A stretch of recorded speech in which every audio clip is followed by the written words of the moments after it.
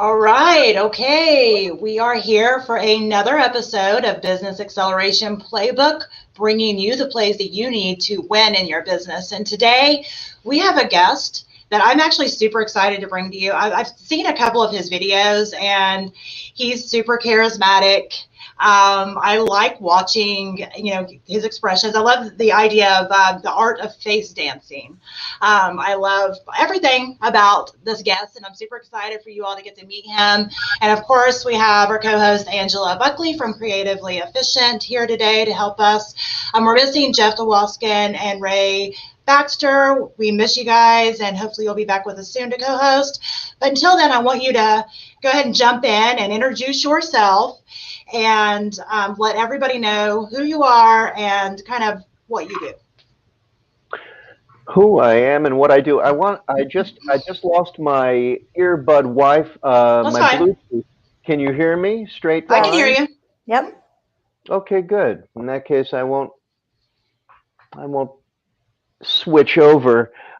So my name is Paul Gordon, and yes, the art of face dancing is what I call all of my neck up work. So about a year ago or a little bit more, I entered this online business space because I've been looking for a way to reach more people with what I do. It happened to coincide with this pandemic lockdown shizzle. And I have been teaching artists the same thing that I have been doing myself for the past 34 years. I am a professional international touring performer of my own work. I do not perform in other people's work. I create my own shows and present them. So I've been teaching people for a very long time all around the world how to get out of their own way and say what they mean and create material that resounds with their, drips with their enthusiasm, honesty, power, impact. It's the only way you can actually become a professional international touring performer, to set yourself apart from everybody else. It's actually kind of a no-brainer in this online business space because everybody else is doing the same old bland, boring-ass, lame fucking bullshit. And the whole idea is to stop doing that, please. So I'm on a little bit of a mission. So I admire your passion. Oh, he's super passionate. If you was to watch some of his videos, I was like, okay, I like the energy, I like the vibe. And I think you're right. You have to, especially in the sea of all the people who are now showing up online, you have to be able to set yourself apart as different. And the only way that you really can effectively do that if you tap into who you really are. And so I like, all that you've said as far as being able to show your enthusiasm, your excitement, all of that. You mentioned that you did a lot of performing. What type of performing have you done in the past? Just out of curiosity. I created a combination of dance, theater, comedy, acrobatics, stand-up, and audience participation. Wow. And I traveled around the world. Yeah, I've performed that on TV shows and stages around the world to an estimated worldwide audience of well over 2 billion people. I've been on the, are you both in the United States? Yeah. We're actually both in Ohio. Ohio. Yeah, so, I've performed on the Letterman show. I've performed in most of the states. I've performed in, Lincoln Center. I did my show on Broadway. I've performed in some of the bigger theaters in most of the big cities in the world. It's kind of part and parcel of what you do when you do that stuff on a certain level. That's pretty. So as far as being able to work with students, I know you work with students on being able to tap into their own personality. Can you kind of share a little bit about what inspired you to do that? When I started traveling around the world, originally I inadvertently found myself hawking our wares. I created an interesting little company and I got a couple gigs in New York City.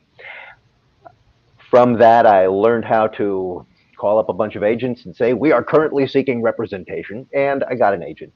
One thing led to another, and I was traveling around the world. When you show up places, or when you're negotiating the contract, they say, it's part of what's known as outreach, right? So the outreach is, we have various things that we want to offer our community. Can you teach something? And I started to teach stuff I knew. I'm trained in theater, I'm trained in dance, I'm trained in improvisation, but I got a little tired of the concept of just teaching the stuff. A theater person can learn theater. I mean, Angela, you're in Ohio. You go to you come to see some gig of mine, and if you're a theater person, you can take theater classes at the local university. You can take dance classes at some local dance studio. So I taught what I know how to do, which nobody else knows how to do, or at least there's a small bunch of people who are doing that. And these are the things in that liminal space of the blend that you don't actually learn. And how to engage from the neck up is actually a substantially compelling thing that sets the star quality people apart from the others. So I started to teach that. I call it the art of face dancing just because that was always what set me apart from the other, dance people. Yeah. Dance people. So, Paul, I play an instrument and I perform and have performed all around the world. And we are actually graded on not moving at all. Like, it is part of the competitive grading that you don't show facial motion, that your shoulders aren't moving, and that you are perfectly still during your performance. So it's interesting to hear you do that. It's actually really boring video. We're really boring video, right? Yes. So whenever I release a video or something, like we do collages or something over it, because and recently I did a video with my colleagues, and the two guys were like bouncing their arms on the side. I'm like, you both fail. It looks like a chicken dance. Like, one guy's on the right side, the other guy's on the left side, and Angela's in the middle. But there's no motion, right? Like, the most that you see is my eyes going like this to see what they are for the first note. And after the first note, there's no motion again. Like, it's practiced. So it's interesting to hear you say that, because honestly, I do that because that's part of the competitive nature of that instrument, but it's really boring. What instrument? I play the alp horn. You play the alp horn. I do. So yeah, I mean, I don't know the rules of the competitive universe touring alp horn, little click, but I'm going to go out on a limb here. All 100 of us in the world, yeah. Yeah, right, exactly. The giant cadre of alp horn aficionados. So let's take a look at this for just a moment, okay? Many years ago, in the world of classical music, this fella Nigel Kennedy came on the scene, and he's an extraordinarily good musician. But he also had some tattoos, and he also had a mohawk that he dyed colors. And he also did not simply stand there, stayed motionless. He let himself flow. He actually became one of the wunderkind sensations of the touring world. Let's take a look at the notion of the Kronos Quartet that stepped outside of everything conventional in the world of the classical music scene and actually reworked Jimi Hendrix's Purple Haze, amongst other works that they fundamentally, single-handedly recontextualized and stepped outside of everything within the rigors of what people, them, say you should, must, have to do. Right. So he's a little bit of a rebel, like I am, as you can see, Angela. That's okay. I have two groups for that very reason. We have the one that follows the rules, and then we have one that has a variety of instruments, and it's more of your polka band style. It's entertainment. One is for entertainment, and one is for you know, competition, honoring culture and tradition. They're very different, but they're the same instrument, right? Yeah, different names, maintain different Facebook pages. Yeah. Yeah. Right. I think it's cool to have those dynamics. Sorry, go ahead, Bob. Something from column A and something from column B, and that in the mix, you provide yourself with something that has a much more fulfilling complementary notion. Yep. To be clear, this will never be my main gig because there's just not enough Alphorn gigs in the world. Maybe not. Maybe not. I'm one of the better performers worldwide, but yeah, I'm still not making enough money to support the family on it. It's you know, I mean, we're in this business space of, you know, people convincing you that you ought to niche down, and that's pretty fucking niched down. I'm niched. I am niched down. I'll tell you what. Yep. Yeah, that's pretty far down. Yeah. So, okay, let's kind of take this to kind of back to the business level. So, you know, we're talking about how so many businesses, especially last year, in the, you know, the COVID, you know, world, just they found out pretty quickly that being online was a must, and that video, of course, is one way to still be able to establish that know, like, and trust factor with their potential client or customer. Now, what are your suggestions for, you know, businesses, small businesses, entrepreneurs, freelancers, whatever? You know, what are your suggestions for people that are kind of nervous to get in front of the camera?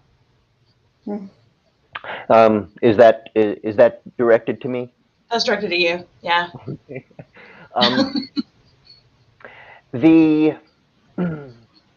There are a few different components to understanding what it means to speak your piece. And looking at it from a larger perspective, I would say that anybody who actually wants to be heard or give rise to a certain aspect of one's own personal revolution, no matter how large or small, one is choosing to come to the fore and be listened to. When you embrace that, you acknowledge that what is more important than what you feel about your own inhibitions is to find a way to court your message. And my offering to anybody to begin with is that you examine whether or not it's the camera or whether or not it's your, you know, mommy or daddy issues from a long time ago. Okay, there are ways to deal with both of those. Okay, your mommy and daddy issues are a thing that you have internalized, so let's just deal with those. Okay, your mommy and daddy issues you have internalized, and you have turned them into a nice little inner critic or inner policeman that sits on your shoulder and whispers in your ear saying you're not good enough, you'll never be good enough, you have no, you know, that couldn't possibly be smart enough, imposter syndrome type of shizzle, right? And the whole idea is to understand that your voice is being combated by something that is getting in your way, that you have the power to actually break out a can, an aerosol can of inner censor begone, and spray that shit all over the room and get that guy out of the room for a while so that you can start to figure out what that message is. Okay? Once you figure out what the message is, you start to understand that that message can actually be something that is fun and interesting and worthwhile. There are moments in your day where the inner censor is actually highly valuable, but there are other aspects to your inner censor's normal sitting on your shoulder that is highly invaluable. So figuring out when to banish the inner censor from the room and when to invite him or her in to help you with editing, method, whatever it is. So that's mommy and daddy issues just for the start. Okay, let's get to the imposter fix, which is sort of ancillary to that. I use one very simple adage by a great American storyteller of a little over 100 years ago. His name was Will Rogers. He traveled around the United States, telling stories, singing songs. He was just, he was a storyteller. And he said this. It goes like this, very, very simple. He said, if you done it, it ain't bragging. Let's revisit that for just a moment. If you done it, it ain't bragging.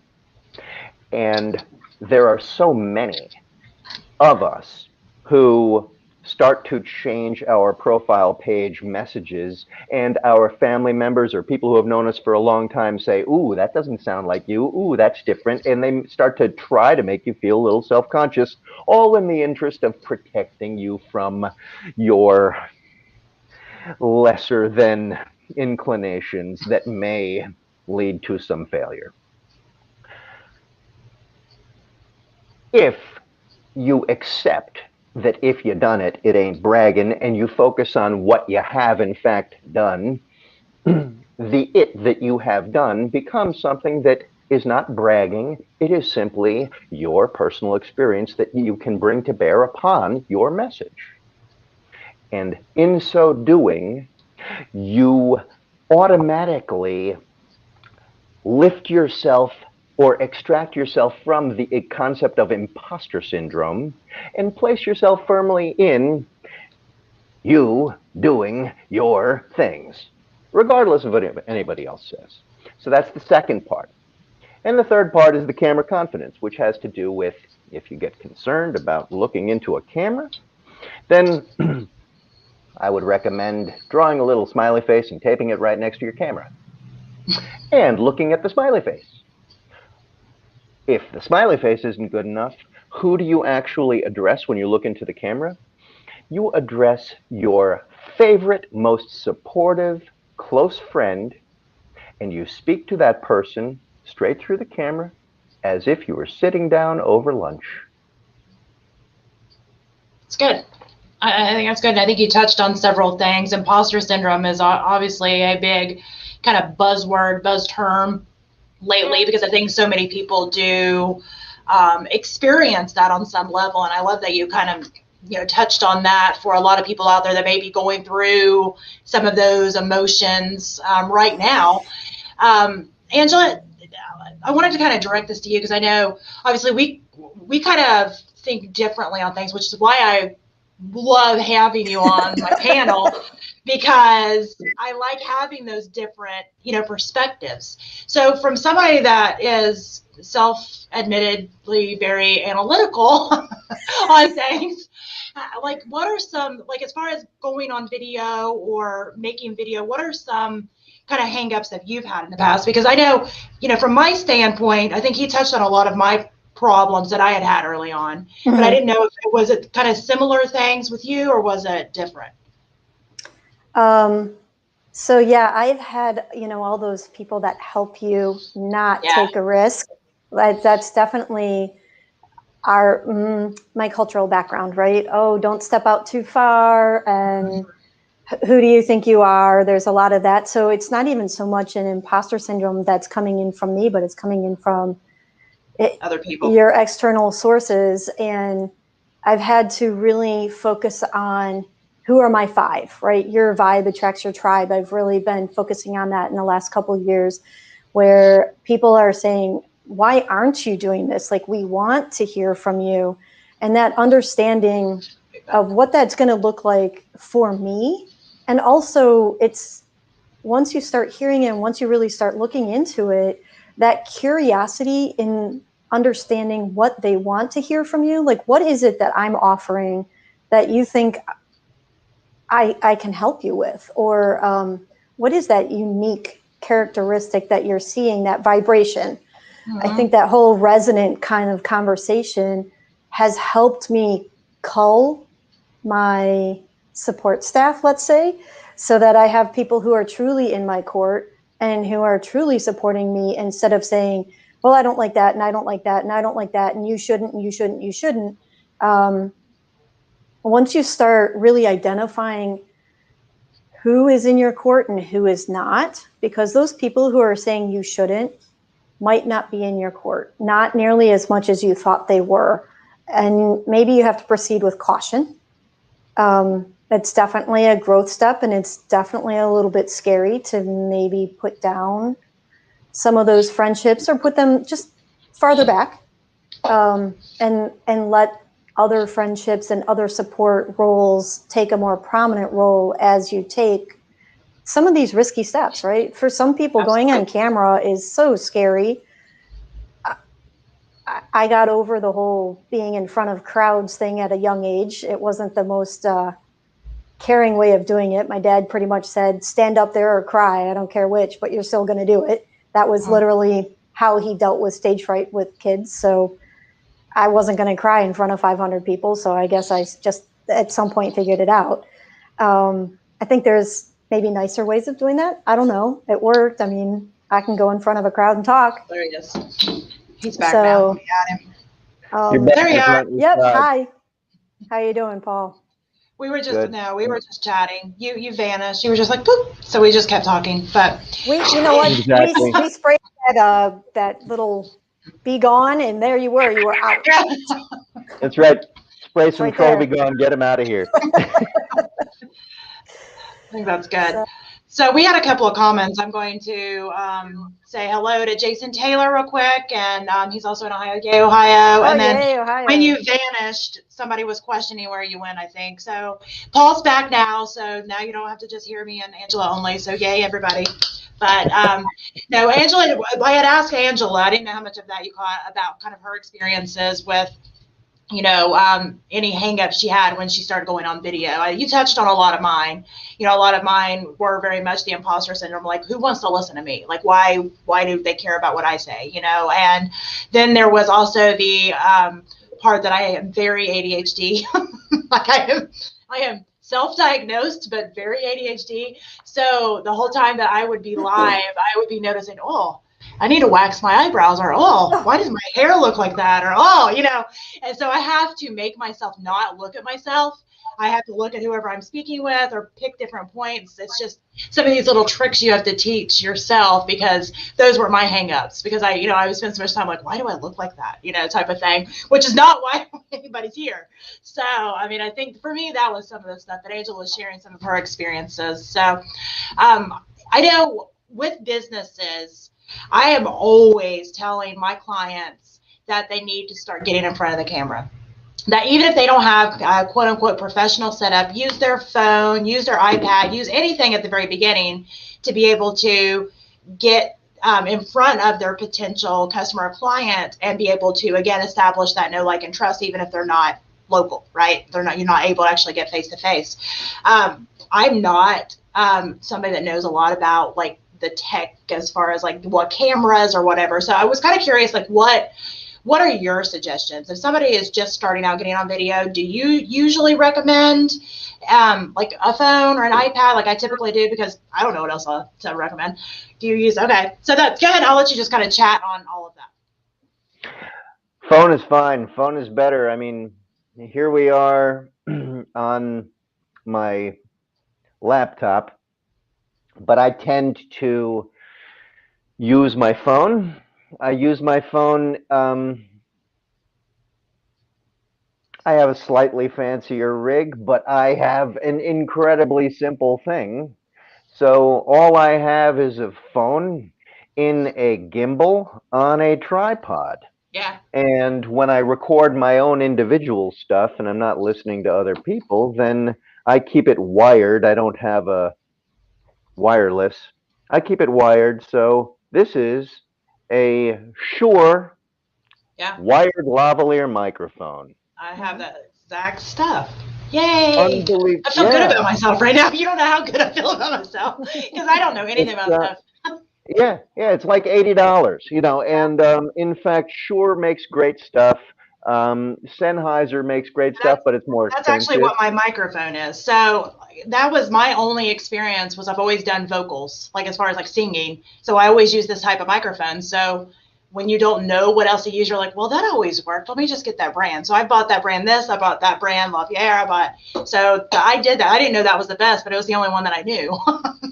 And it's, you don't have to use anything that's fancy and expensive.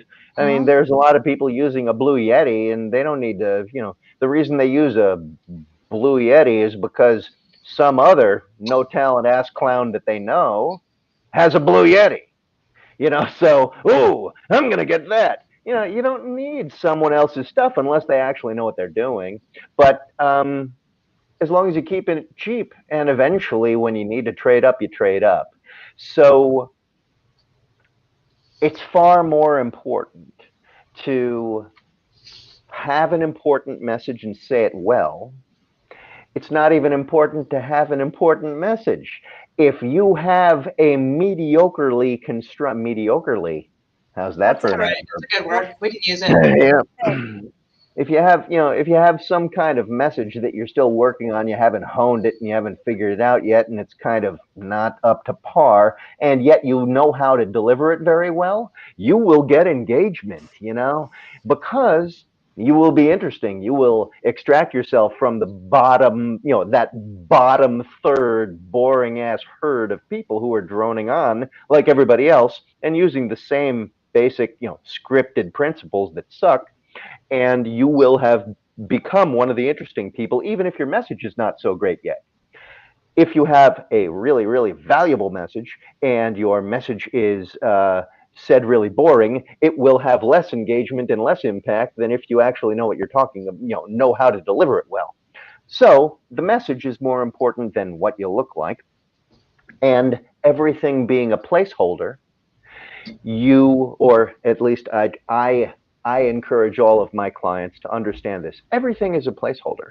It's good enough once you get it good enough. And then when you make it better, sometime down the line, you just switch that one out and you have a better one there, right? So you don't need to invest in fancy tech. And I think it's important. Yeah. Go ahead. What's that? I said, I think that's important to say to people, because I think a lot of people, wait because they're thinking they have to get these like high dollar items, and they might not have the funds to be able to do that at the moment. So, I kind of go on the old adage that done's more profitable than perfect. Get what you can get with what you have right now and upgrade as you go. Bam. Perfect. That's it. I don't have any fancy lights, because lights are not about the let's call the unit the source. Okay, the source does not need to be a fancy source. The light itself needs to come from the right place. So the only two bad places that light can come from are, we all know that if the light is in your camera behind you, you will be in silhouette. Okay, if you remove that backlight so that, if my hand is the light, and here's my source point. Okay, you remove that from what the camera is picking up, and it's not shining on the camera, then you can actually do something nice with that rear light. The only other very bad place that light should never be coming from, here we go. It's from right in front of you. It's where a ring light is designed to cradle a phone. Yes, I'm about to say it. If you buy a ring light, you're a fucking sucker. Ring lights are phenomenally useless. They are the most brilliant advertising campaign. Brilliant advertising campaign. Fantastic. God bless the concept of the selling that stuff in an inventive angle.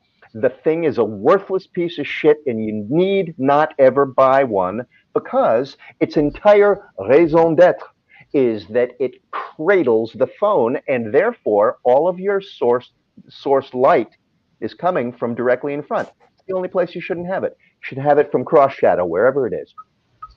From a 45-degree angle here, coming at you, a little bit high, okay? And the other side can be from directly to the side, and then you have cross shadow. So it's going to make me look younger if I have my lights 45 degrees, and yeah, exactly. No more wrinkles, all my crow's things will disappear. I will buy that. There will. what it will add is a certain dramatic effect. Okay. And I'm good with that. as proof, I will encourage you to imagine in your mind your favorite movie scene and then go and look at it. Mhm. There is no direct front light, because when you light someone directly from the front, it blows you out. It flattens the image so that you have no texture. You do So, not pop with a certain amount of three-dimensionality. That's very I have so many dimensions. I don't know about Go that, ahead. Paul. Well, just to give a visual for people who maybe have never set up their own lighting, if you think about when you had school pictures, right? There was always the little umbrella light here and the little umbrella light there, so that that's basically the same setup that you just described. Makes sense. I think maybe he's frozen again. Yeah, he's frozen or angry. I can't tell. I think he's just frozen though. I think he's frozen. We'll go to the comments again. George said hi. Yeah, that was when Paul popped back on. And Yep. I'm sorry, George. Hopefully, he'll be back in just a minute. And then he said, I always look at myself early in the day to make sure that if I need to shave or trim eyebrow hair. I should do Nice. that, and I don't though. Sometimes the camera picks up a pimple or two. So Oh my. that happens. So a ring light is just a prop up a second second webcam. Yeah, okay. So and I have fallen for the ring light thing. I actually bought one that goes on. I thought you had my one. phone. Yeah. I do. I don't know about lighting though. So that's not my thing. I have no idea. Like I am that person that's like, oh, they have that. They must know what they're talking about. And then I buy it, but I don't know what to do with it at the time. I was looking at the Lume Cube. I don't even know what that is, but I do have. It's not unlike. Yeah. It's not unlike the ring light, but I just haven't pulled the trigger, so maybe I saved myself the trouble. I don't know. Yeah. The Cube is different in that it's just a portable lighting, and then you can put it on tripods. Also, like do two like and have anywhere them on the then. side. Yeah. Well, that makes sense. It's then. not. So, yeah, because I have lights, and I still haven't figured it out. You can see like I'm glowing. Well, that's because I have not figured out what to do with my lights, because I have such weird lighting in my studio. I have overhead like you have. I actually have them off right now, but then I have a giant window right here that sometimes a day it helps, sometimes a day it hurts. And then I was told to buy some, which I'll show you actually with the camera. I was told to buy these lights. Yep. Yeah. Which I don't know if they're helping or making it worse. I can't decide, but I also don't know what I'm doing with lights. I'm just like, well, this looks good here. Let's put it right here. Because Can you change the intensity of those lights? Maybe. I don't even know. I think it's just got an off and on switch. I do have some that look like an umbrella. Yeah. I haven't even hooked them up yet. They're in the other room. But the Lume, I think you can change the intensity as well. So that was one of the things that was a little bit attractive to me. But you can see I've done 0 to this particular layout here. There you are. I have a window up top and sunshine that comes in the middle of the afternoon. So this was all part of the performance. It's good for my plants. Yep. Windows are tough, but having, as long as if you can put some shade over the window when you have direct sun, windows can overpower, so it's easier. Yeah, right, yeah. Bob and weave, yeah, exactly. Yeah. That's what it is. Look at here I am. Well, that's yeah. I mean, you were off when I was showing her. I was one of those that fell into they have that. They must know what they're talking about. And I have several different kinds of lights. I have some that I've never used in my other office over there, but here in my studio, I have these set up right now, and I don't know what to do with them. I have 2 of them actually, and one of them's in a bad spot, like you said, not to. I was like, oh, I guess I need to move that one, because I don't know where to put them. I have no idea about the lighting. I bought these along with some green screen and some other stuff. I don't know, because somebody else had it, and it looked like they knew what they were doing. Right. And like I know a lot of business speaking coaches. It's a funny little world of stuff, business speaking coach. But it's a valid little thing. But I know a lot of business speaking coaches who, I have met people who need it. Yeah. Yeah, and so there's, there are those who know, and there are those who lay claim to knowing, and they don't. Um, but like for instance, I have people who have taken my free stuff and then suddenly become a business speaking coach, and I think, well, okay, you know, that's that. Now you're qualified, but to the nuts and bolts of what you have there, Maria, are those are those dimmable? Uh, I think it's just got an on and off switch on these. Now I have some that look like an umbrella. I don't. That's what I'm calling them. They look like an umbrella. I haven't even hooked those up yet, but I have those. I don't know if they're dimmable or not. Right. Well, the neat thing about an umbrella, you see, if you take the umbrella provides bounce, because the underside of the umbrella has a silverish right. coating, Okay. and so you can hook up the umbrella, and if you hook up the umbrella and the underside is facing you, and then you take that bright light and you shine it at the umbrella, Right. then the bounce of the umbrella will be gentler on your visage Okay. than the direct light.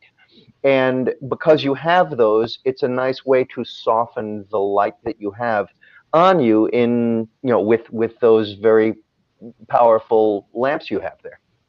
Yeah. I wasn't that thrilled. I hooked them up because I needed something because I've been keeping these overhead lights off. And Hmm. I needed something in here, so I got these. I'm like, I don't think that's better. I don't think that's better. I just think it's different.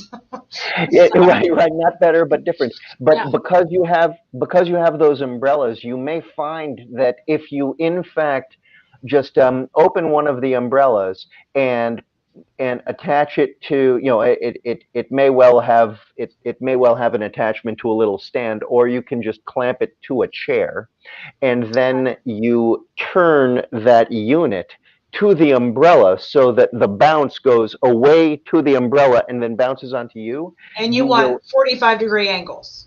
45, Ish. 30, 45, this direction, it looks nice. I mean, in fact, this isn't ideal, but I'm up here at our summer house, which is why the internet is so shitty, and I keep hopping off. But in my studio back in Copenhagen, I simply have home lights, home lamps, and they are put at a 30 or a 45-degree angle from one side, and directly on the side, 180, or shall we say either 180, or you can call it 90 from the side, from the other side, so that there is cross shadow on one, and there is a different texture and a different color texture to the front-ish light. Okay. Hmm. So try that. So Paul, moving away from technical lighting, which is fun, you say like the art of face dancing. What are you looking for in? Are we talking about facial expressions? Are we talking about eye contact, body language, a little bit of all of that? Yeah, so far Where did you've mentioned things that I teach, and those are all components. I mean, let's look at this. Let's look at this from a basic standpoint.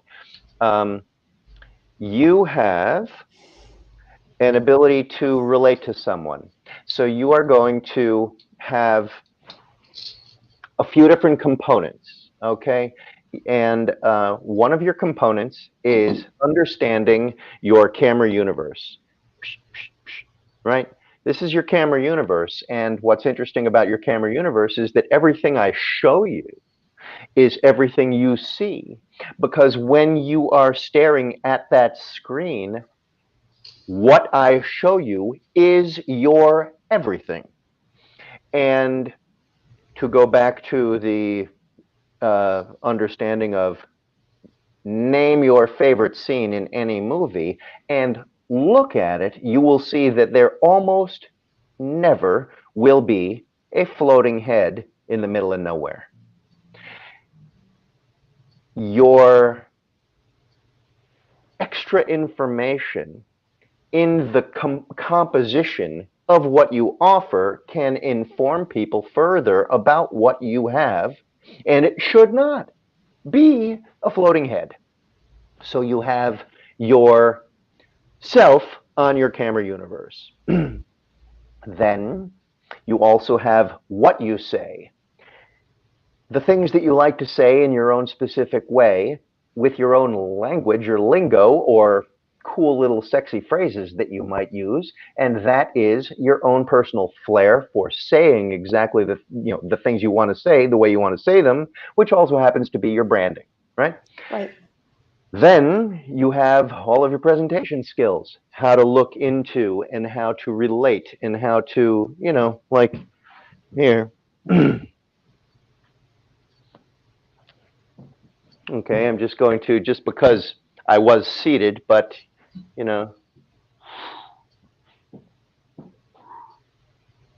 hey, nice shoes, right? And, how to be able to move yourself around so that you can actually express what you want to say. Because it's important to be able to say things the way you want to say it. And what's more is that if I am sitting here and I'm saying, there's all this stuff, there's all these things, and you can't see my hands aren't in the camera universe that you want, you crave. Therefore, I have deprived you of the rest of the information, my presentation of within. Mm-hmm. The next thing is this performance mindset, how to stop thinking of all of the potential components of failure as things that are trying to undermine your presentation, Mm-hmm. and actually get through them so that you can say what you want to say.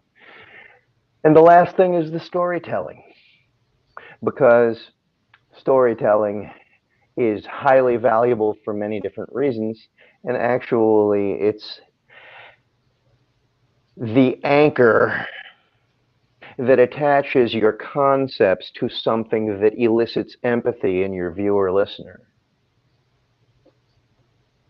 It's interesting because I would argue that many speaking coaches that I've seen, I have not officially worked with many, but because being in corporate world, I interact with them frequently.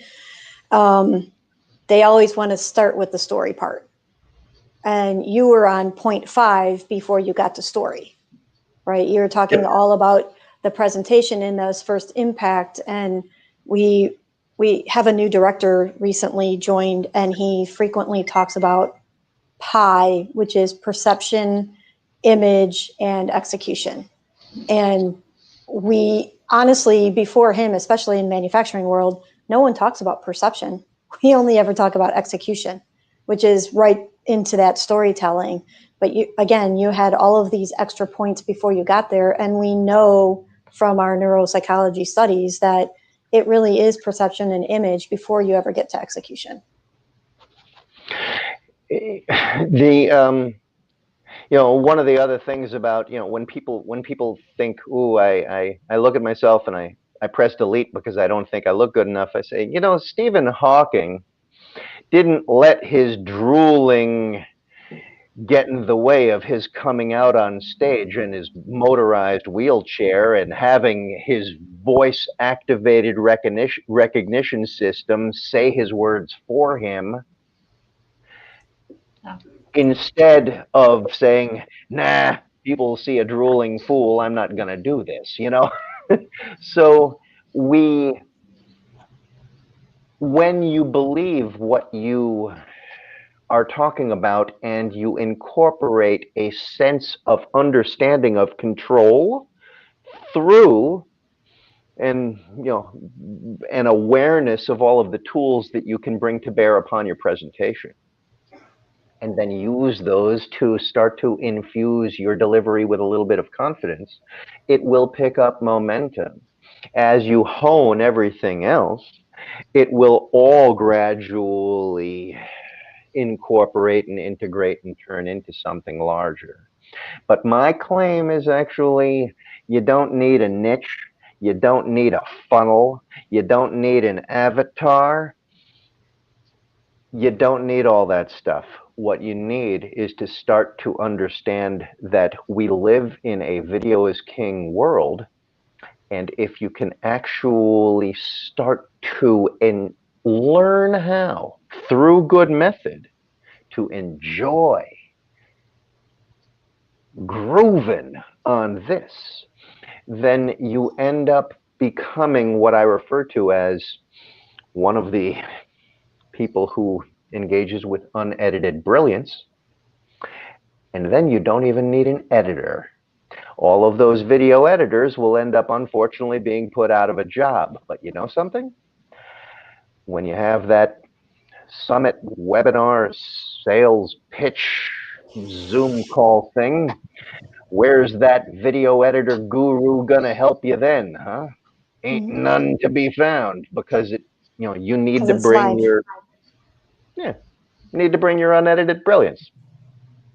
And I think it's important to kind of show up that way anyway. And I think it could be hard for people to start to be okay. And I mean, I experienced that myself, be able to be okay with being their real self, to be okay with being kind of authentic and raw, and to show up knowing that there's going to be a percentage of people that don't like you, that don't want to watch you, and still be okay to do it anyway for the people that do. I'm so glad you brought that up. I think that there are a lot of people who are concerned about saying what they really mean. And the fact is that you should be repelling certain people. You may have noticed by now that I curse from time to time. No. No. Didn't even notice. Flew right by me. That's right. What? Really? Oh my stars! Heavens to Murgatroyd! I just have it on auto beat, Paul. I didn't hear half of it. It just goes beep, beep, beep, beep, beep, beep, beep. That's all we got. That's right. It's clucking. It's clucking like you have your bird feeder on full. Oh, yeah. There you go. The ability to choose to be, the ability to choose to articulate what other people are only daring to think comes from learning how to truly get out of your own way and say things the way you actually mean. When you do that, you won't be appealing to just the lowest common denominator of the everybody out there, and you don't want the everybody out there. There is plenty of space in this world, in this video is king universe, or video is queen universe, all deference to equality of everything here. The ability to attract only the people who truly resonate with you can only be unleashed if you say what you truly fucking mean, the way you truly want to say it and need to say it, and just stop caring one iota what anybody else thinks. It's not only valuable from a selfishly salesy point of view, it also happens to be the type of thing that you will be able to then find the people who really resonate with what you say the way you want to say it, and then they will come to you. I don't sell my services. I get people who are already pre-qualified through a series of pre-qualifications so that my sales... He froze again. But I think what's interesting for him, we were talking about this earlier, right? Culling your crowd so that you're hearing the right people. We're saying the same things. I know we're missing him a little bit, but I think it's so important and so interesting to hear him say that same message with different words. Yeah. And I think that's part of what he's trying to articulate for us is we can be saying the same message and have a different audience. Yeah, and resonate with different people. It doesn't always have to be a competition or a knockdown or something like that, right? I don't think it is. And I kind of go against the grain on that anyway. Mhm. And I say this, I even say this to clients. He's doubled up here. Okay, there you There you are. are. So We were So talking about where you. were we? So Yes. we were mentioning while you were off the first time, we were talking about culling your crowd to get rid of some of the negative voices and how your vibe attracts your tribe. And I think you Mm. were saying these same things again. Oh, I'll put my hands up in my camera universe. You were saying like the same thing. I know I have to find my camera now. Really saying, right, like different words attract the different crowds and really speaking your truth. That's another phrase I use in my world. That truth attracts the right people. And if it repels a few people, then that's actually better for you anyways, until you niche down into L porn and then there's nobody left. But, we got what we got. Yeah. It's very funny because, I Alp horn sounds a lot better than Al porn.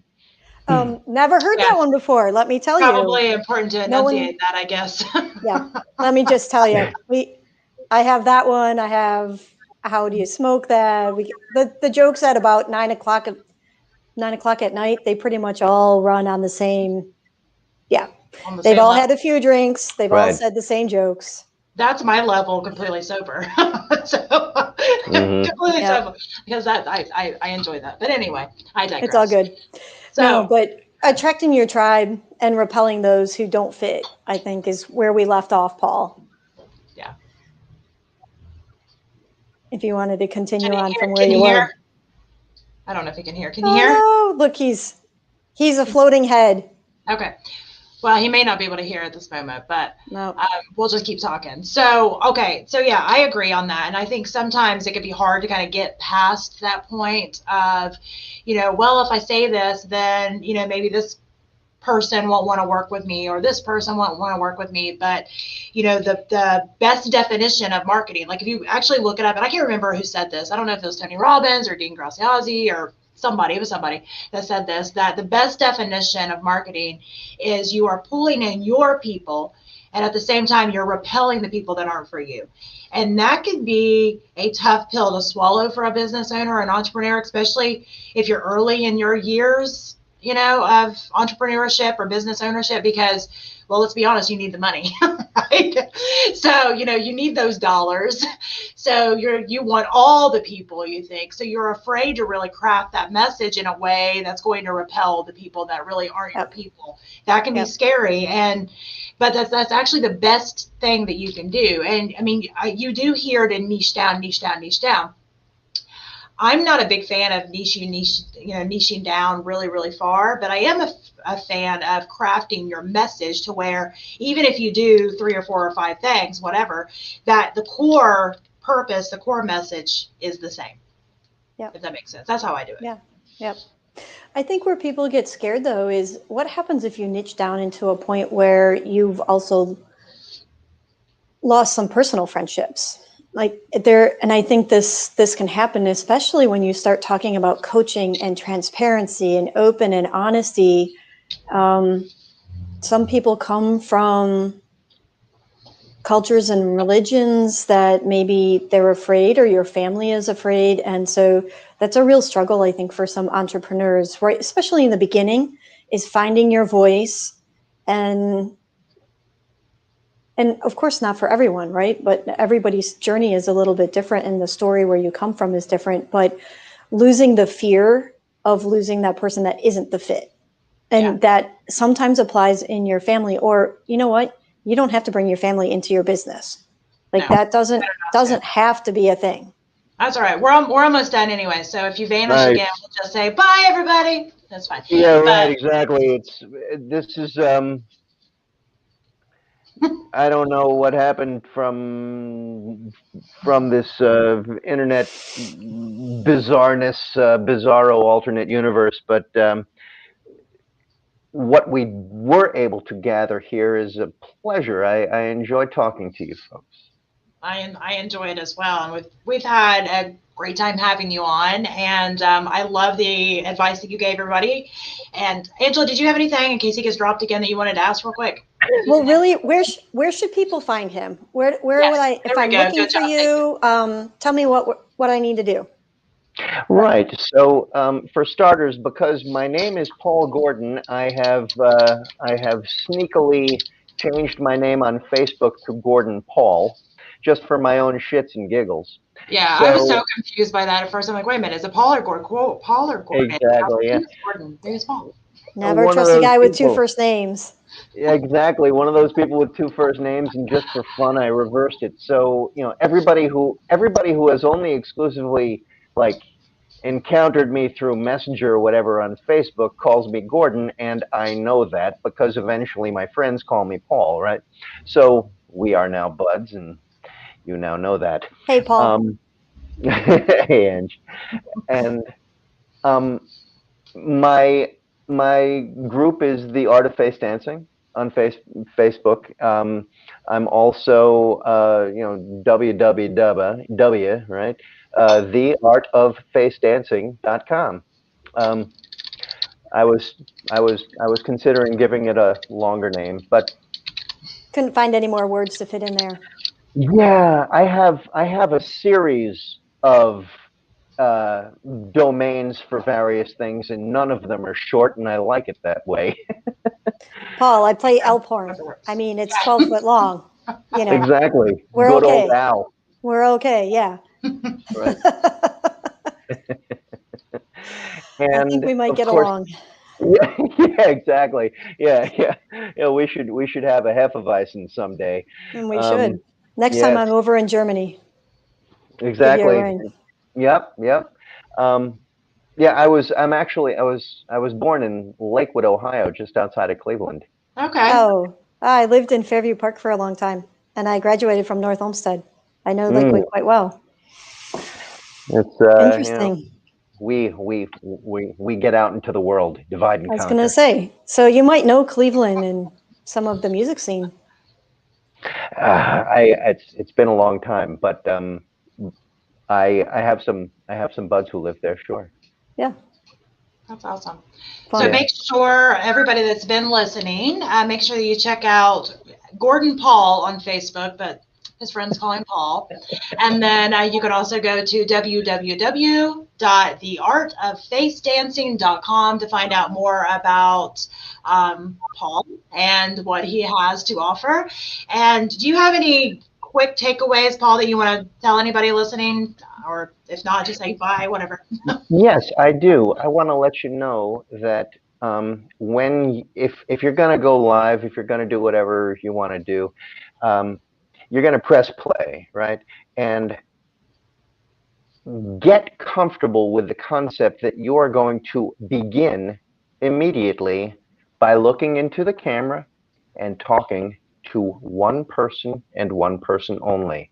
You are not talking to a lot of people. I have performed on, the David Letterman show. I went out to 40 million people live, right? You look into the camera and you think of one person. I have performed, the largest live crowd was 25,000 people. That's a big crowd. But whether it's 25,000 or 10,000 or 500 people or just, 10 7-year-olds, you look at one person and you address one person. That is how you treat this. Start. Do not say, am I on? Is this on? Do not say, Whoops, I say that a lot. we're Can gonna you hear wait me? for a few minutes until people show up. Yeah. No, just start. Go and bring it. When you're ready, the last thing I'll say is, a lot of you know this. Practice doesn't make perfect, practice makes permanent. If you want to learn how to do this like gangbusters, you do deserve to learn it from someone who actually knows. Tony Robbins learned it from somebody. Oprah Winfrey learned it from somebody. Dean Graziosi learned it from somebody. Robert De Niro, Meryl Streep, they have mentors and coaches. Mm-hmm. Everybody deserves to learn this shizzle from someone who knows. Absolutely. Love it. I think it's good stuff. I do and too. Yeah. I do say, and we're live now, like pretty much every time. So I need to get out of that habit, I guess. I I heard him literally say that every time. And I every don't know time. that I can. I think it's like a bad habit. I don't know how to get out of it, but I'll try. We can have a talk at some time. I guess we're gonna have to. You're gonna have to be like, no, you're not allowed. I'll be like, okay, I'm sorry. That's So, right. All right. Remember when you did that? No. Yeah, I'll do a lot. I'm not gonna lie. I'll probably still do it. You're gonna have to get on. You'll have to watch. You'll text me. I told you to stop. I know. I'm trying. So we're gonna put up a little sign habit. right above your camera that says "Don't say." I know it's bad. Yeah. Bad habit. I've got a lot of bad habits. That's one of them. So, all right. So until next time, it's been great to have you on every Tuesday. Thank you, Paul. Yes, thank you so much. And every Tuesday at 1 p.m. Eastern Standard Time, Business Acceleration Playbook, bringing you the plays you need to win in your business. So until next time, bye. See you guys. Bye, boys and girls.